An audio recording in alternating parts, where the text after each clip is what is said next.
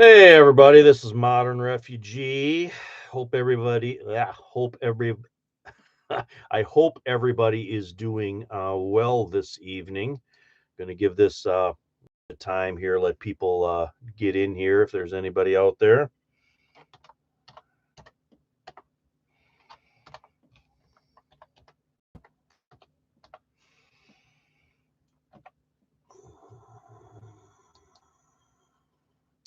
Hey there, happy girl. I spent a little time in stores today, and I ran into a few prices. So I want to show everybody kind of the prices that I seen. Hey there, Bailey, Captain Bart, Old Spice. Thought it would be interesting. I did these for a while. I did price reports, basically, kind of telling what my prices were. But I ran into a couple of things today that I wanted to share with you guys. I don't really want to call them swindles, but maybe just a tad bit of dishonesty out there in retail. And right now, we are at the peak of harvest season right now. They're taking beans off. They are harvesting corn. There's a lot of stuff going down. And for all the preppers out there that want to put dry beans up in their preps, if you have any agriculture in your area and the farmers are taking beans, whether they're navy beans, they're black beans, they are small reds, whatever they happen to be, pintos, go directly to your farmers. You would be surprised if you see some guys taking off some beans in a field and you stop, you go out there and say, hey, I'd like to put some good dry beans up for my family for the winter. Can I buy some beans from you guys? They're going to be tickled pink that you took the time to talk to them, and you're probably going to leave with a 5-gallon pail of beans. And, if you got to pay a few dollars for them, they are as fresh and as good as you can get. The only thing of it is you're buying them directly from the farmer out of the combine. They're probably going to be a little bit dirtier than what you expect when you buy from a store. You got to clean them a little bit. But you know what? Put them up dirty, put them down in your storage area, your pantry, whatever. Put those dry beans up, and when you're ready to use them, clean them really good and make sure there's no rocks or anything in them, and you're going to be good to go. Hey there, Patriot Preacher. How you doing? This is sort of an unscheduled live stream here. I wanted to talk about a few things. First thing here is ground beef. And of course, I try to get, I'm not going to buy any meat that's been processed overseas. I'm just not going to do it. And kind of show you here. Hopefully, you guys can see that. That is ground beef from Round. That's our local stuff here. I got 3 pounds of it. It was $5.49 a pound for ground round. And that was, like I said, this our local beef. That's what the price is. So I paid $16.47. I remember not too long ago when you could get a 10-pound bag of either ground chuck or ground round for about $25. So that is, hey there, Bad Bomber. Hey, John Poole. Um, that that was the going rate. $25. There were 3 or 4 meat shops around here that ground local meat and processed local meat, and it was about $25 for a 10-pound bag. And that is the stuff that we freeze to put up. And this right here, that's what I did with this. I divided it up in a couple of packages and got them in the freezer. And that is also the stuff that if you want to can it, you would brown that meat, and then you would pressure can that. Lady Luger, this is a nice surprise, unscheduled live. Yeah, I did some shopping today, and I wanted to talk to you guys about a few things. And the next thing here is potatoes. This was a bag of potatoes that I got. Idaho potato packers. These are Idaho's growing potatoes, and they are advertised as U.S. #1 potatoes. And this is why you got to be so cautious when you're going through this stuff. And don't be afraid if they've got bags of potatoes or onions or something like this where you can't see basically what's in there. You need to open these bags and you need to see once what they are. And I'm going to show you what's in here. Now, I paid $2.59 for this bag, which isn't really bad nowadays for a 5-pound bag. But, it wasn't that long ago, this time of year, a 10-pound bag of potatoes was 99 cents on sale, and it was maybe $2.59 for a 10-pound bag, regular price. So the price of potatoes has skyrocketed. I opened this guy up, and the first potato that I pulled out of here, right here, it's got a gash in it that's actually healed over a little bit. It's got a little bit of mold growing on it. And this is sold as a #1 potato. #1 potatoes in a mesh bag like this, when they're sold, these guys should last literally for a couple of months if they're stored in the proper condition. And that wasn't the only one. Another one in here. This one's got some blemishes on it too, and the whole grading system for potatoes, #1s are not supposed to have any blemishes or anything on them. They're supposed to be basically the best of the best. Here's another one, big old nasty green spot on it. You guys can see that there. You know, they are supposed to be good to go. And even this one here, you see this darker spot on there? That darker spot, that's where the potato was injured. And it's actually, when decay starts on this potato, that's where it's going to start. Here's another one. It's got a cut and a scuff in it. These at best, the way I learned classification of potatoes, these at best are unclassified. They're not even #2s, because almost every potato that I pull out of this 5-pound bag's got something wrong with it. That is why you, as the shopper, need to be, how many people have you seen open a bag of potatoes? No, they just look at them, maybe flip them over once, and then throw them in their cart and they go. But then that's how you end up with, crap like this. Not that the price was bad. Like I said, $2.59 for a 5-pound bag of #1 potatoes is actually a good price if they're #1 potatoes. These definitely aren't. If I would have seen potatoes like this back in the day, I would have kind of raised holy hell with the supermarket.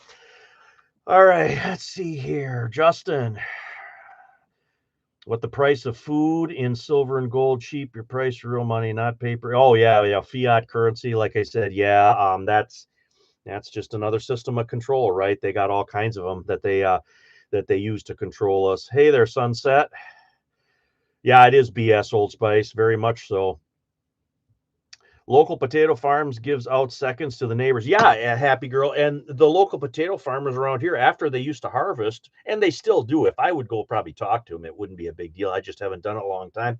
But when they harvested potatoes around here when I was like in my early 20s, when me and my wife were first married, we did, hey, when you're done harvesting that field, do you mind if I go out there and pick up anything that your harvesters left? No problem. Grab a 5-gallon pail and head out there. Onions. These onions right here are from Byron Center, Michigan. These are a 3-pound bag of onions, and these are good to go. I paid 99 cents for these on sale. These guys are excellent, worth every penny of the 99 cents. And you can see how they got thicker skins here. I get it in the screen here. See how they got the thicker skins on there and stuff? These guys are going to keep. These are actually keeping onions. So if you got a basket down in a basement or a cold room or something, you put these guys in, you keep them away from your potatoes and your apples, of course. You put these guys in your basket, you keep them in a dark spot. These guys are going to last a long time with doing absolutely nothing to them. And then if you get onions that have more of like thinner skins on them or whatever, or kind of banged up or bruised or something like that, or there's sometimes they'll have like, you'll see blemishes on them. Those are the ones that you want to slice up and then you want to dehydrate. But these guys right here for 99 cents are good to go. What else did I see prices on today? Hard squash. Hard squash at the fruit markets and at the roadside stands were really good prices. I think the one place I seen like a bushel basket full was like $6, which is probably like 40 to 50 cents a pound. Another one, the really good like butternut squash, which keep, those guys were 99 cents a pound. And I also found pie pumpkins today for 99 cents a piece that were about maybe that big. I should have brought one in to show you because I did get a couple of them. But those are good to go. Those are the good, nice, sweet ones for processing into your pies, or like that last video that I just did on canning pumpkin. That's what those guys are good for. So it's a prime time to be getting squash and put them up. And again, when you purchase them, you don't want to have any blemishes or anything on them. And The butternuts and the pie pumpkins usually keep for me pretty good. Acorn squash, you can get them now, you can put them up, but then you kind of want to use them, I'd say, by about mid-January because the first squash to spoil are acorns typically. All right, let's see what we got here. Hey Tom, how you doing? Evening. Slide in late, busy baking fish cakes. Almost as good as what mom used to make, eh? Fish cakes, is that like salmon patties or fish patties? We were talking, me and my wife were talking about that today because we got canned whitefish here that I canned, and we were talking about getting a little panko breadcrumbs mixed in them and kind of frying them up a little bit and having ourselves some fish patties one day this week. Um, but yeah, fish cake, you'll have to enlighten us, Tom, on what you got there. Uh, hey there, back Archer's Homestead. How's things in Tennessee going? How's the weather down there? Another thing, um, this is soy sauce that I got at the Asian market, the local Asian market. Soy sauce is one of those things you don't hear a lot of people talk about it, but soy sauce, I know some of them got expiration dates on stuff. Soy sauce would literally last forever. I have got gallons of soy sauce here that I bought back in the day, and we're still using them, and it's good stuff. And typically, like this right here, this is the non-GMO one. This was like $5. And of course, if you go to the Asian market, you can get it in gallon containers. You can get it in quarts like this or whatever. But if you put rice up like we do, you should have at least a little bit of soy sauce to go along with that because soy sauce is such a basic ingredient. It's almost like sugar and salt and vinegar, those kind of things. Soy sauce works good for preserving meat if you make jerky. There are a lot of recipes that I know, jerky recipes, that are basically just brown sugar and soy sauce because the soy sauce has the salt in it. So then you can soak your strips of meat in that for a day or two so they get the salt in them to preserve them. Then you dry them off and then you hard smoke them. And that's one of the ways that you can make jerky, and how you could put up stuff like beef or venison. Venison, if you're lucky enough to live in an area where you get moose or elk, the same thing. Hey there, Library Lizard. Hey, Practical Rifleman. How are you doing? Oh, no problem. Like I said, I appreciate everybody spending some time here being here. Hey there, Rip Curl. Hey, Nicholas. Uh, I eat it with my ramen in the winter. Oh yeah, ramen noodles. All the college kids eat the ramen. I mean, I just used to be, when I was a young kid, I'd come home from working and mom and dad and grandma, they were already kind of kicking back for the evening. I'd come home like 10, 11 o'clock at night. I'd make myself a little rice and put a tablespoon of soy sauce on it, and that was my dinner for lots of times, lots of times. But yeah, soy sauce is one of those preps you just don't hear a lot of people talk about. And you can get it at the big box stores and stuff. But in all the big supermarkets, Walmart, Kroger, I don't really shop at, but like Walmart, Meijer is another one that's big around here in Michigan. And then, of course, I don't have a Costco membership, but I have been into like Sam's Club and stuff like that.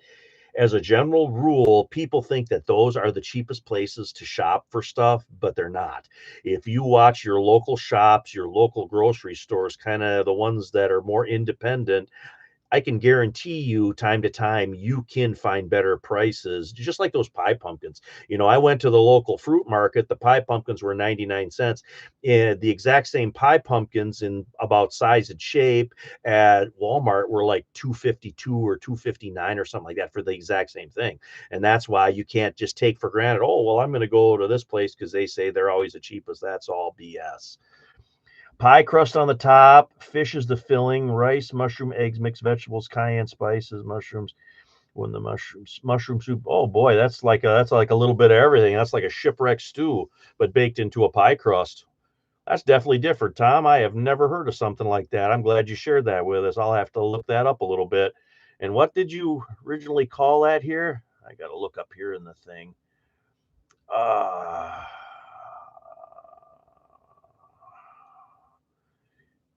Fish cake. I will have to remember that, Tom. That is a good one. I have never heard that. Yeah, and rice too. if you want to, you always hear this in the prepping channels too. Oh, people are they're going to get tired of rice and beans. Depends on how you cook it. And if people are hungry, I don't buy into that. Oh, well, you're going to get food fatigue. Yeah, go over to some people that have been starving and give them, beans and rice every day for a week. I'll guarantee you they're not going to tell you, oh, I got food fatigue at the end of the thing. That's all BS. If somebody's hungry, they're going to eat. But as cooks, you can do things to make that stuff more palatable. And rice, a good thing to do with rice is brown it. If you just take white rice and brown that with a little bit of fat in a pan, and it can be lard, it can be olive oil, it can be whatever you have, you can brown that rice and then you can add your liquid into it, water, broth, bouillon, whatever you have. That's going to change the flavor of that rice. That rice is going to be a lot more palatable than just plain steamed white rice. Now, me, I like steamed white rice, but again, if you've got, if you brown it a little bit, you got some soy sauce, you got some dried ginger, you got some dried carrots and peas. I've done videos on that stuff too, and I'm going to do a video on basically homemade fried rice. And then you got a can of chicken, you got a pint can of chicken that you can put that all together. You're going to have fried rice.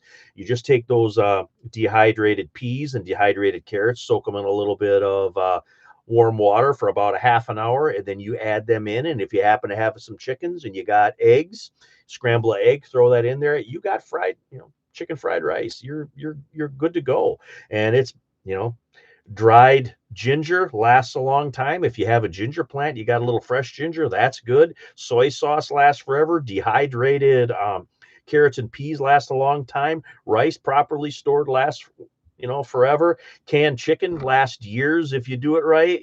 So all that stuff can be made into a really decent, basically one pot meal that covers a bunch of different things. Dangerous Freedom, how you doing tonight, Wayne? Michigan pasty, but with fish. Yeah, that's what it does sound like. A pasty is a meat pie. If anybody doesn't know what a pasty is, the Scandinavian immigrants that came over here and did a mining in the Upper Peninsula, your iron mining, your copper mining and stuff. And they said that it was popular. It was a Cornish thing in Cornwall. It was popular too. The wives, when the men would go to work in the mine, the wives would make these meat pies, and they would make like a pie crust, and they would take ground meat and vegetables. They would put that inside and they would bake it. They would roll a real hard rind, a real hard crust on the one side. So then the men, because they couldn't wash their hands, they held on to the hard crust part. They ate out the center part where they didn't touch it, so they didn't have to eat with their nasty hands. And at the end, they threw the piece of crust away. And that's how they cooked food when they couldn't wash their hands. So that's what a pasty, that's kind of the history of a pasty. And if you get into northern Michigan, especially the Upper Peninsula, pasties are a big thing. Every local town has their own little pasty shop that makes them. And of course, they make them for the tourists, but they make them for the locals too.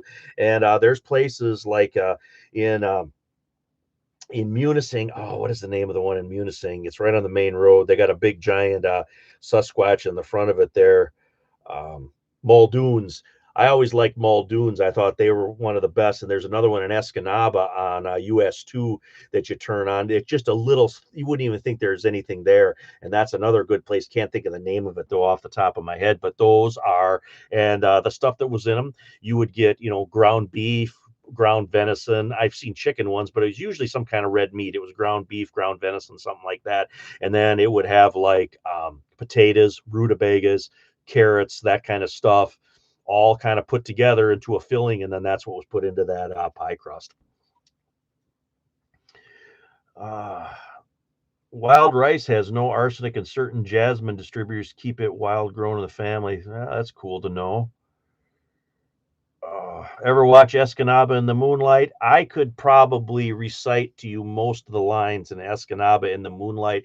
And the thing with that is, if somebody doesn't know the culture of northern Michigan, they're going to be completely lost in that movie. But if you know the culture, there is so much stuff in that movie that is absolutely hilarious. But it's more or less 75% of that movie is all inside jokes. I love pasties, Nicholas. I love pasties. Used to get them when I would drive up there. They are famous from the upper Midwest. Do you, mother? I don't make Pasties. Mother Refugee doesn't really care for pasties. Her father used to make pasties, and I've just never dabbled in 'em. I kind of keep it as a treat when I go to northern Michigan. We stop somewhere and I get myself a pasty, and she chokes one down too. She doesn't really care for them, but I kind of keep it as a treat. And you know what? I figure there isn't anything that I can do to make those pasties taste as good as what they do in the UP. So I just wait and I have them when I go up there. Hey Joe, how you doing? Hey Karen, how are you doing tonight? I thought it was hilarious just from the deer camp perspective. Oh yeah, yeah, the bear walk that they talk about in there, you can get into all that stuff too. You can get into the old kind of superstition and lore and all that stuff. Eggs is another thing I wanted to mention. Eggs are hovering right around 250 a dozen here, and I actually did buy a couple of dozen eggs this week. Those are the first eggs I have bought all summer. I don't think I have bought any eggs. The last time I bought eggs, I think was sometime in May, because I've been getting eggs from the guys that I work with now, but the hens are kind of slowing down and stuff. So I let them keep their eggs and stuff for their family. But when the eggs were coming in, boy, those guys were bringing in small pails of eggs every day, because they just had a surplus of them. They have so many they didn't know really what to do with. But we had uh, we had good fresh eggs from the guys that work all summer long. $12 for 60 here, thank goodness. Yeah, everything. We got an egg plant around here, where they package the eggs, and it's actually what I guess free range, whatever, but they have like a big building that the chickens can run around in, and that's the big one around here. All the local grocery stores carry eggs from this particular place, so that's where when I buy eggs, that's where I get the eggs from. Hey there, Mary, how are you? Hey there, Liberty Garden. Hope everything is well. And the next couple of things that I got here, I'm getting down to the end. I want to pull all my pole beans in that are ripe, and I want to shell all them, and I want to spread them out and let them dry. And then I have to make hot sauce yet. And the hot sauce, I have all the hot peppers are still hanging on the plants. I'm going to cut them all off. I am going to take the seeds out of them, and then what I'm going to do is going to just chunk them up. I am going to throw some garlic cloves and some onions in with that. I'm going to take salt water. I'm going to cover them, and I'm going to let them ferment. I'm going to put them in loosely covered jars, put them out in the garage. I'm just going to let them hang out there all winter long. And unless it gets stupid cold, like down to 20 below or something, I have enough salt in that water that really doesn't freeze. And then next spring, I'm going to drain about half, three quarters of that salt water off. I'm going to puree those guys, and I'm going to add white vinegar into that, and then we'll have hot sauce for the year. This year I think I had about a gallon that I had made. I had about 4 quarts from last year's, and I made last year's out of jalapenos and then red Hungarian wax peppers, which are also a hot pepper. And this year, my jalapenos were good. I'm going to do all red jalapenos this year, and if you take the seeds out, you're actually reducing some of the heat. If you like it hotter, you leave some of the seeds in. Generally, the green jalapenos are not as hot as the red ones, but I let them ferment. And I don't do anything to preserve them like can it or anything, because then that kills all the good bacteria and the good stuff that is in that's beneficial to your gut. That's why I keep it fermented, and I don't do anything except when I get done processing that and I have the vinegar back in it, I just put them in the refrigerator. We just go through one can right after another. So like one shelf in my refrigerator is refrigerator pickles and my hot sauces and eggs is all on that one shelf, and that's how we do it. Uh, hey there from Mid Hudson Valley, how you doing? But the leaves are starting to fall. We're starting to get the rains here. That's always a sign that the weather is going to change. We've had a very warm October, but that can change in a heartbeat. So that's another thing. There's a lot of people issues right now. I talked a little bit about it in a video that I'm going to release tomorrow, but there is a lot of issues with people nowadays that you didn't deal with. So that's sort of a, preview of coming attractions for my video over there tomorrow. Hey there, Washburn, how you doing? One last hurrah for the salmon this weekend. What a terrible year, bad year for it, eh? I haven't heard of anybody. Usually, we have break walls here for the local on on the lake. The break walls go out where the marinas and stuff come in, and because that gets out away from shore quite a bit, a lot of people will fish off them. They will cast really large spoons. I mean, really, really. I guess I don't have any hanging here anywhere that I can show you, but really large spoons, and they cast them for lake trout. And lake trout is what they catch off the break walls. And a lot of people don't like lake trout because they're kind of a fatty fish. But I have found that if you actually fillet those lake trout, you boil them, that actually takes the kind of the fat out of the fish, and then put a little bit of either melted butter or like melted garlic butter on top of them or some lemon juice after you take that out of the water. That is actually really, really good. And it's actually called poor man's lobster, or poor man's, shellfish. But that is a really good way to utilize lake trout. And the lake trout, if the season's right, you can actually catch quite a few lake trout off the break walls that go out into the lake at the marinas and stuff around here.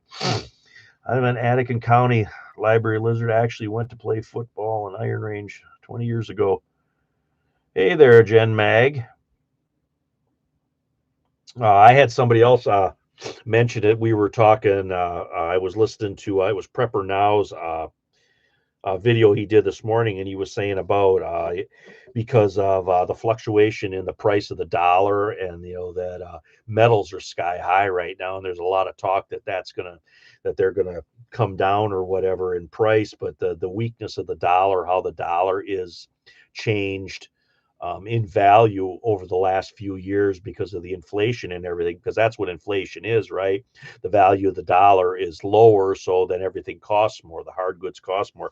And he mentioned something about, you buy something that you bought something like 4 or 5 years ago, and you look at what the price was then compared to what it is now, and you actually made a good investment then.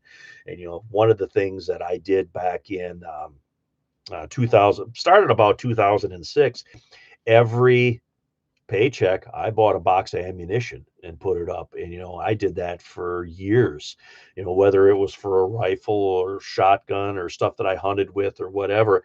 Or if I happened to catch something on clearance, which doesn't really happen anymore with ammunition, but if I catch something on clearance, I'd maybe buy a package of that or whatever, and I put that stuff up.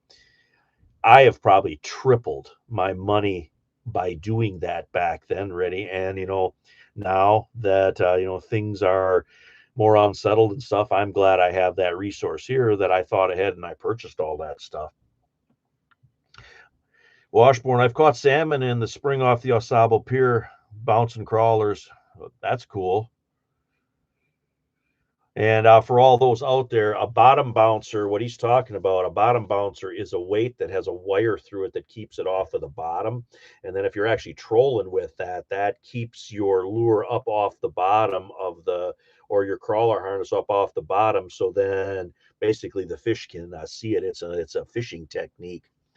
Fishing techniques, you could talk about that all the live long day, but it's a pretty basic one. And then, they're most of the really good fishermen I know, they make their own lures. They make their own crawler harnesses. They make their own uh, like drift rigs. I mean, when my father-in-law was alive, he made his own crappie rigs and stuff. And there's so many different ways where you can fish like that. And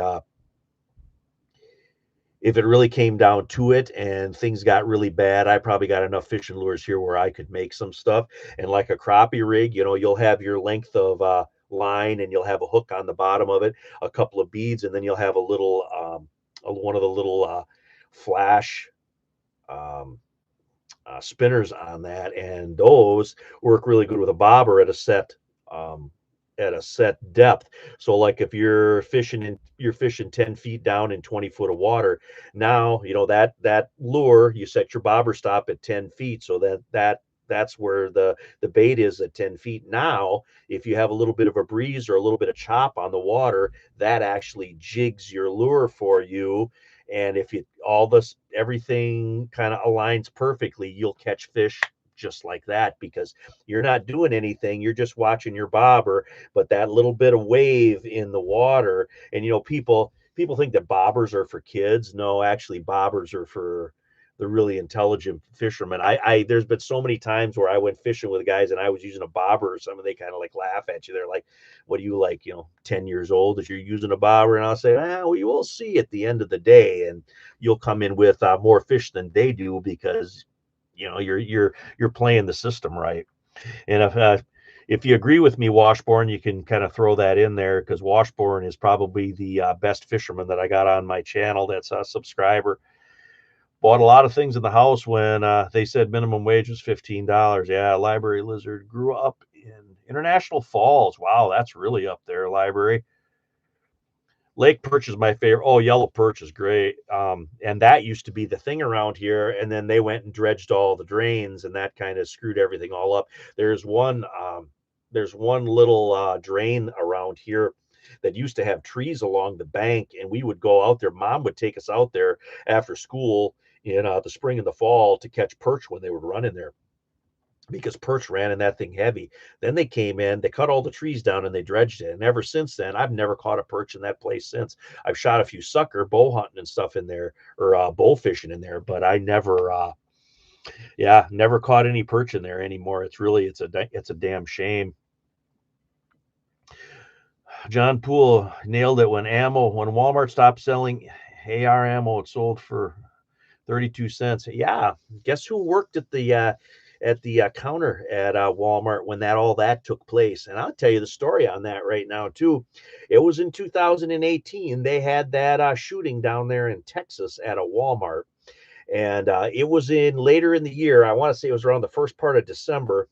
The manager said to me, he goes, "Modern?" Well, he didn't say modern, but anyway, he said my name. He says, "I got to talk to you when you come back from lunch." I'm like, "Okay." And I came back from lunch and he pulled me in the office and he said, "Well, the home office has decided they're not going to carry any ammunition that can be chambered in an assault rifle anymore or any handgun ammunition." And I said, "What am I supposed to sell?" Because that literally, we had gun clubs around there. We had all the CPL holders that qualified for classes. We had all the sport shooters. We had all the target shooters. That's what we sold. And Walmart corporate pulled the plug on all that, pulled the plug right out. They said, "Oh, well, we made a decision that we're not gonna sell that anymore."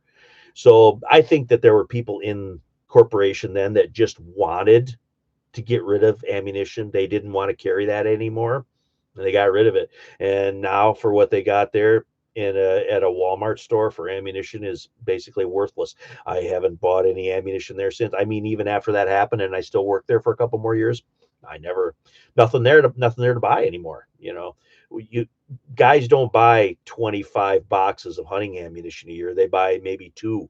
The guys that buy ammunition to shoot, they're shooting it up in their ARs, they're shooting it up in their 9mm pistols. They're shooting 100, 200, 300 rounds when they go out for a range session. Guys don't take their bolt action 270 out and go through 150 rounds of ammunition in a day shooting. They just don't. That's just not how the market works. But you know what? I learned a long time ago, corporate America doesn't care about what you think. They say, "Oh, the customer's always right." That's the biggest bunch of BS you ever heard in your life. They put out what they want you to buy. That's how it works. And and they don't want you to have something, they just don't put it on the shelf anymore. And they say, "Oh, well, we've made a business decision, whatever." It's all bullshit. It's all bullshit. Nicholas, I lived for 6 months. It was a great place to be. Tom, yeah, ammo. Looking a month or so ago, I found a brick of 22 from 55 years ago at $4.98 at Myers. 550 round bulk packs for the longest time, about 2000 and maybe 2004, 2005. They were 896. 896 were the federal bulk packs. They were the federal bulk packs. Washburn Billy Bobber, if fishing is effective, I just don't have much patience for it after buying custom rods. Yeah, that I guess that's true to a certain extent.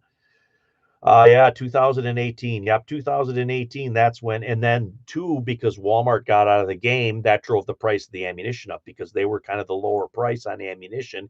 So then, because there was no, and a lot of smaller shops took advantage of that to really jack up the prices. Now, I'm all for small business, but I'm not really for scalping. And a lot of the local shops that did that, they seen the opportunity to make this right here, and they jacked the prices right up.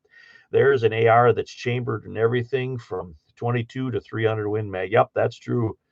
The big W does whatever it wants, Karen. Yeah, you know it. You know it. They don't get that whole the customer's always right. That is the biggest bunch of bullshit you ever heard in your life, especially when it comes to those big places. John Poole, they still hold 350 Legend. Oh yeah, but they didn't. They're not thinking about that niche stuff. They were thinking about your 5.56, your 2.23, your 9 millimeter, your 45 ACP. They just don't want you guys to. They don't little people. They don't want little people to have that stuff. I think that's pretty obvious to anybody that's in, in the in my viewership anyway. They think their customers are suckers. That's true. That's true. And I mean, I had different conversations with some higher ups and stuff in that company over the years, and they want you to buy what they put on the shelf. And a lot of times that's because there's either a high markup in it or there's some other ulterior motive. I know how it was with motor oil. I had a district manager say to me once, he said, if I had my way, I'd have an entire counter with just one type of motor oil, whatever sells the best. Well, what if you used a different type of motor oil the entire time? I mean, you wanted to stick with that. He didn't care. That doesn't matter because, the other people that want to buy the more common one, that's all we want to sell. Oh yeah, I heard all that stuff. Dangerous Freedom. I even bought a full auto. Boy, I bet you that's got a little blast in it. A full auto 450. Did that have like a brake on it or something? Because I can only imagine how that would tear you up. I've seen some 450s that didn't really have any brake or anything on them that were a light gun that were absolutely wicked. I generally plug the lower river or fish on a hoof near the upper river. I know some spots. Um, and what a plug is, a plug for those who don't know fishing, I can show you a plug. I have one of those up here. I had somebody that was into that stuff make that. That is what a plug looks like. It's a little floating lure that sits on the top of the water. When you pull it along, it kind of like throws water, so it looks like an injured fish or an injured animal or something like that. And this guy right here, he was tied for pike actually because it's big and it's gaudy. So pike would hit on that. I always thought this was a cool looking lure. I thought it looked so much cooler sitting here in my little man cave than it did uh, out my tackle box where nobody could see it. So that's why I keep that guy in here anyway. The sad outcome of shooting the last box of ammo I bought were 357 federal. Yeah, I got, and then I actually had some ammo. I got a couple of boxes of bad 22 shells when 22 shells were in such high demand, and must have got some kind of solvent or something in it. It turned they weren't stored anywhere where there was any moisture or anything, and all the cases turned black. And I had a couple of guys look at it, and they said they thought that some kind of solvent or something that had gotten into that. So I basically had to pitch all that stuff. Wasn't good to shoot anymore. Monkey Food Garden, how you doing? Evening, everyone from Southeast Louisiana. Yeah, Monkey Food Garden. I was telling the guys the guys and gals here, how I make my own homemade hot sauce. Probably not near as good as Tabasco from you guys down there, but I still make pretty decent hot sauce. Everybody likes it that I give it to. Corporations definitely don't give a hoot about you, other than to make sure you spend. Oh yeah, if you don't believe me, go. I'll tell you another good one. Just here today, we got a letter in the mail from the insurance company, the medical insurance company. You guys will love this one. Um, my wife has problems with blood clots. This shows you how crooked that insurance companies are, especially medical insurance companies. My wife has problems with blood clots. She has a genetic clotting disorder. There's several different ones. There's protein S, there's factor V Leiden, and then there's other reasons too why people develop blood clots. So when you take warfarin or Coumadin, which is kind of the standard blood thinner, but it has to be monitored because it can spike high in your system. And of course, you don't want to bleed out because your medication is thinning your blood too much. And warfarin is rat poison. It's the exact same ingredient that they put into rat poison and mouse poison. So that has to be monitored. So we get a letter in the mail, right? She opens it up. This was just like a half an hour ago. She opens that letter up and it said that they weren't going to pay for her getting her blood checked every week because it wasn't medically necessary. So getting and they call it your INR, your PT-INR is what they call the test. And it's a pretty common test that they do to check the Coumadin level in your blood because it's supposed to be between a certain range. So literally, if your blood goes too high, you'll bleed out and it'll kill you. Or if it goes too low, you'll develop a clot and it'll kill you. But the insurance company said it wasn't medically necessary. What a bunch of crooked bastards. Excuse my French. I don't like to swear on my live streams, but like I said, what a bunch of crooked bastards. And, so she was on the phone when I started this live stream here. She was on the phone trying to get that straightened out because if that ain't medically necessary, I don't know what is. And that's the shit that they pull. That's the shit that medical insurance companies pull. And I'm just sick and tired of their BS because it's all bullshit. All they're trying to do is squeeze another few more dollars out. At what point does making a profit become completely and totally immoral? Anyway, enough about my rant. Oh, don't forget to leave a like, Costco. Thanks, guys. I appreciate it. Walmart's cheap on oil and filters. Yeah, they are. They are too bad on some of the things that I showed there, too. Another video that I did here just a couple of days ago, I did it on all the different fluids and the different kind of inexpensive fixes for problems with your cars. And I was talking with one of my subscribers in the comments there that I forgot. If you have stuff like air filters in your vehicle, and you don't have enough money to buy a new air filter, but if you have access to an air compressor or some of that canned air that people got for cleaning their, keyboards and stuff on their computers, that is good to blow out the dirt and dust out of those air filters so you could still get a little more use out of them if you're running, behind on cash and you don't have enough money to, because some of those air filters are really expensive. So then that gives you a little bit of a way where you could push that filter a little further and save yourself just a little bit of money as use basically compressed air to clean that stuff out. I don't worry about it's too bad, Library Lizard. Don't worry about ammo since I lost my vision in 21 unless they come out. Oh, that's too bad. I'm sorry to hear that.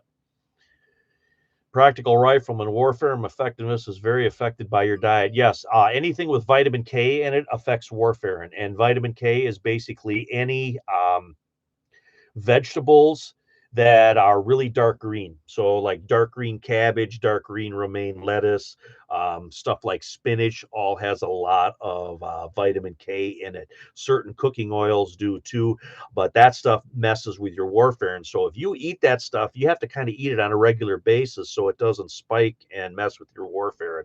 But that is, if anybody wants to know how that all works, that's how it goes there. I'm glad you brought that up, Practical Rifleman, so I could kind of explain that.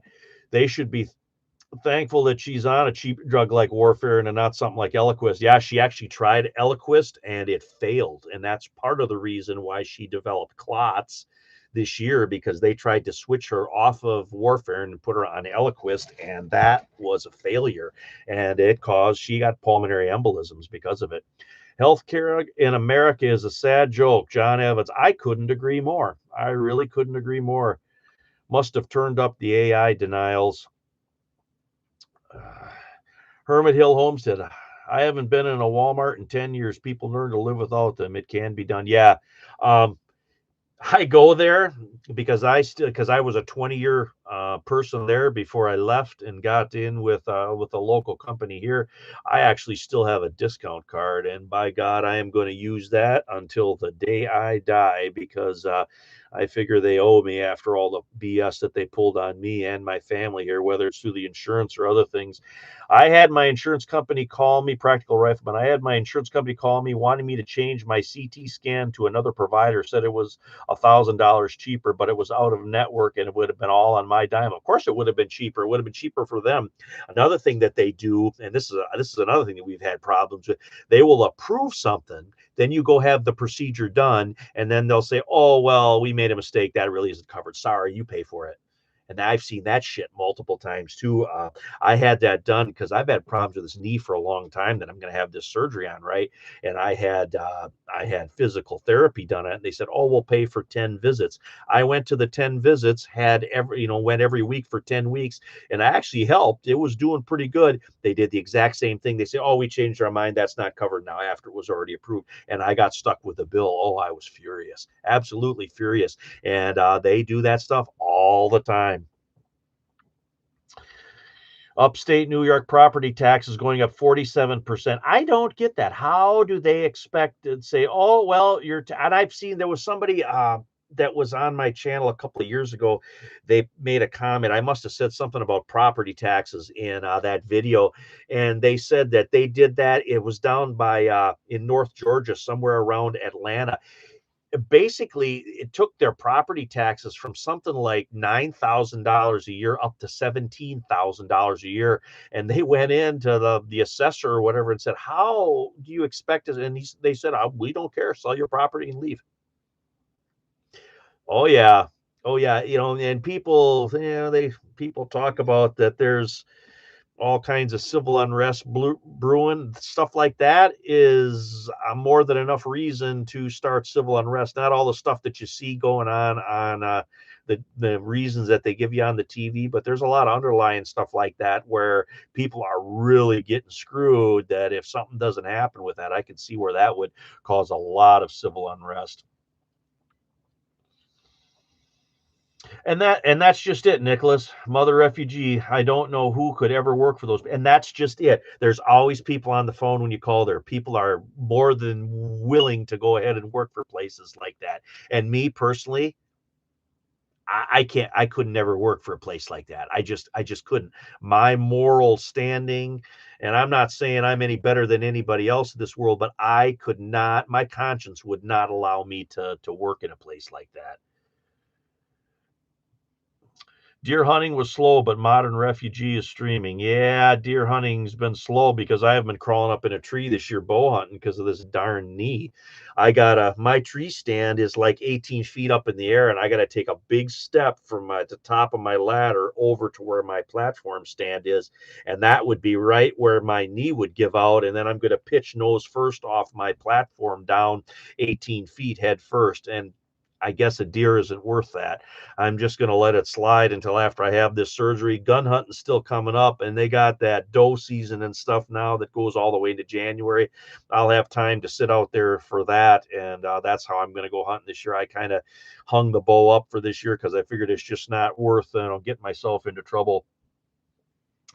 Dangerous Feed and prayed for an old man's heart meds a couple of years ago because he had two healthcare providers and they were arguing with the pharmacy over which one wasn't going to pay. I believe that. I believe that.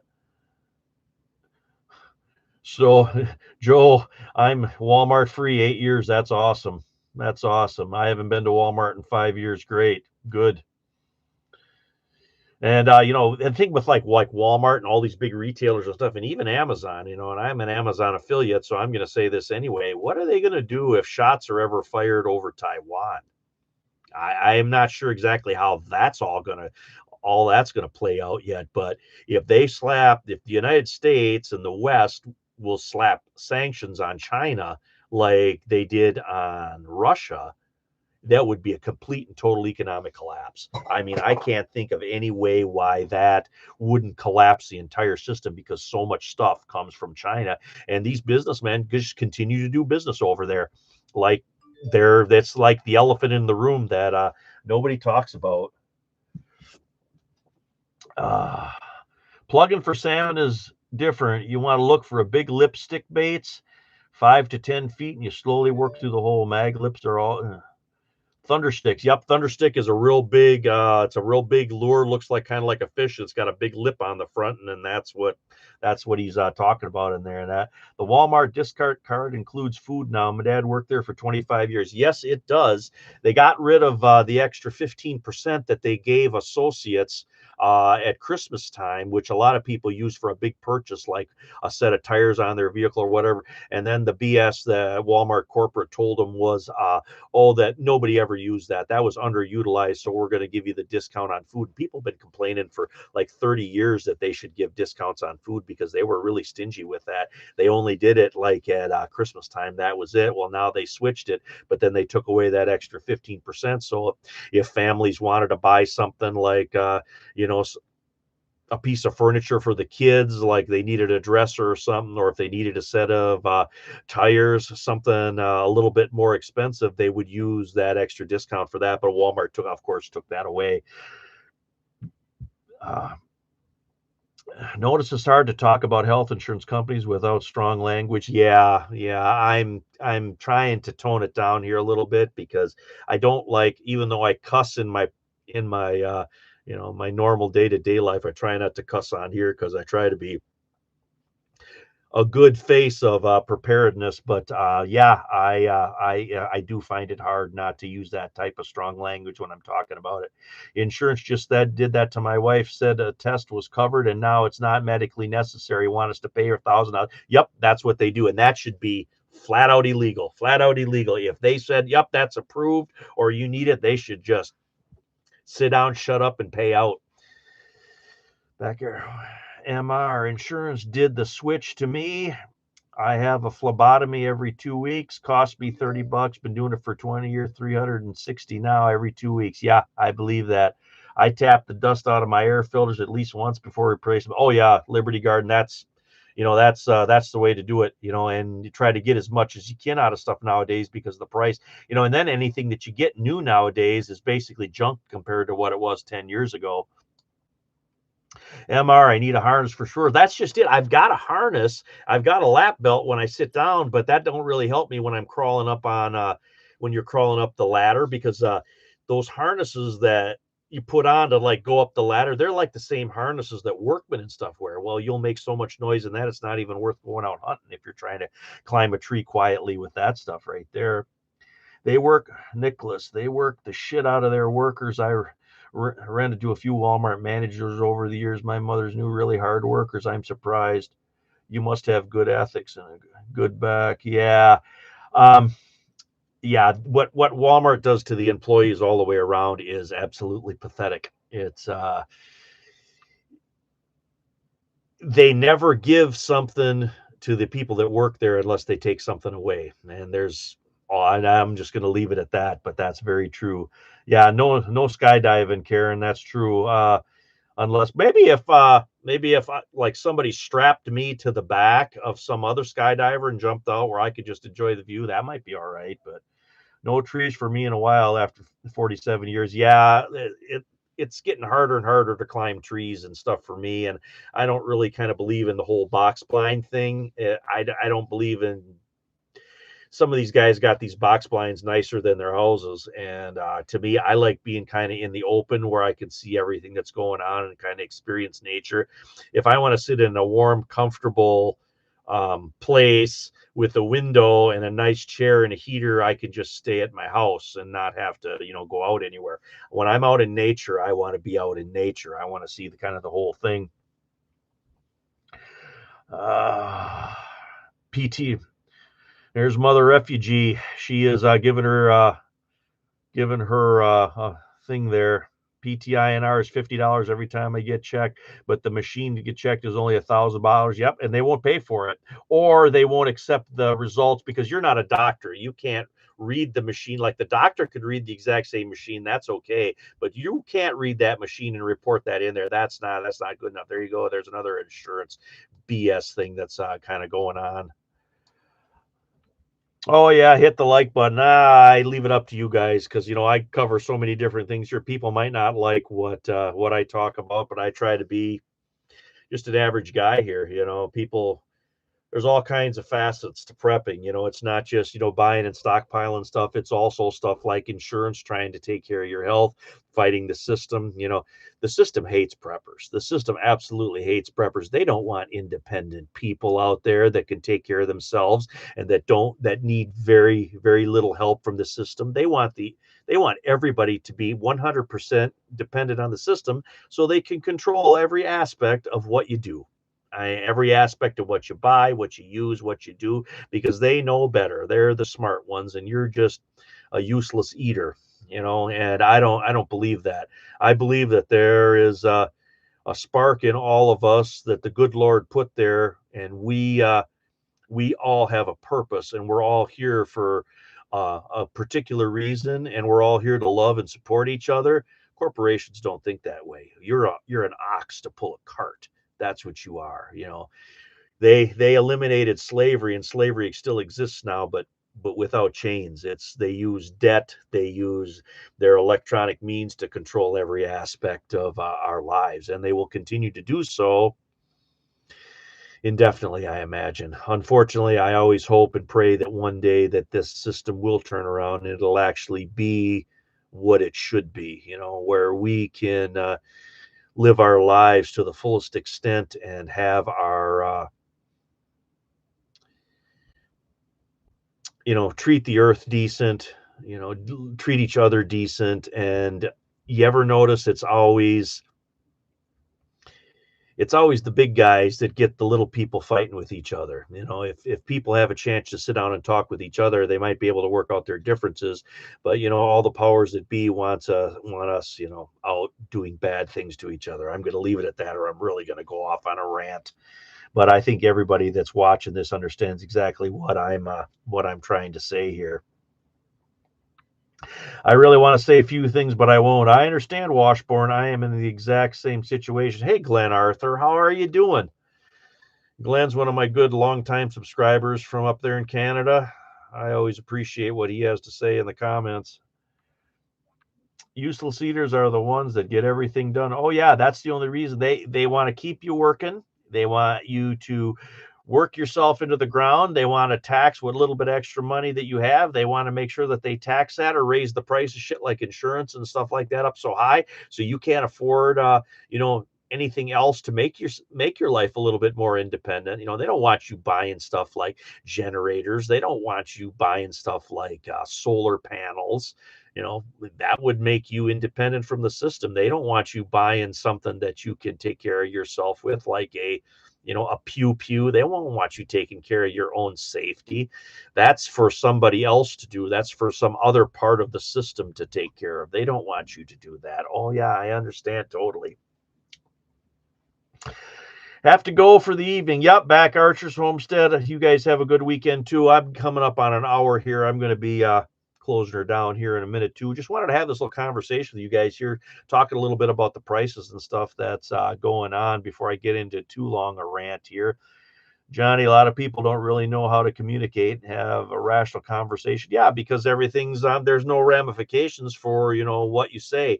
Online, you can say whatever you want to whoever. You don't have to worry about any ramifications of what you say, not like it was in the 1950s.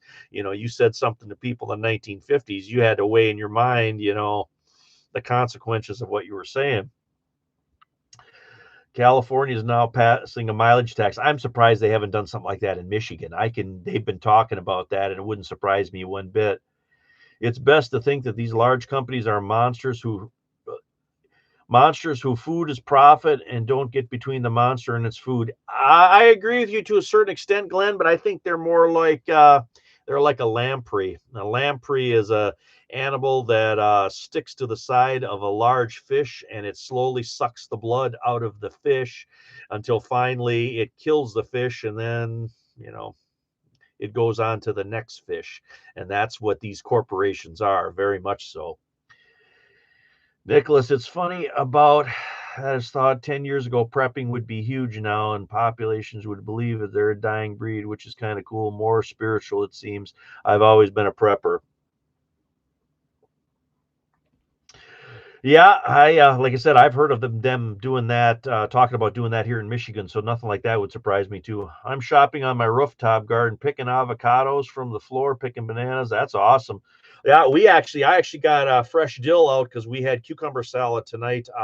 I still got fresh dill growing in the garden. We went out, we got some cucumbers out of the garden. We still, because we had such a warm October, I still got some bell peppers on there, and then of course we got some tomatoes for our sandwiches. We got them, so I'm not so fortunate to have bananas and avocados, mosaic, but we still got a few things. Uh, we all have to answer for every word we've said one day. Yeah, I hope so. I hope that's true. I hope that's true that that there is a reckoning, but in this day and age anymore, I don't know. But we can always hope and pray that one day that it's better. But anyway, guys, I really appreciate you hanging out here on kind of this spot live. I plan on doing another live tomorrow night. We'll talk about a few other things, but I appreciate each and every one of you guys taking some time out of your day here to spend it with me and everyone else. It's Modern Refugee. I appreciate each and every one of you guys out there. You guys have a good evening.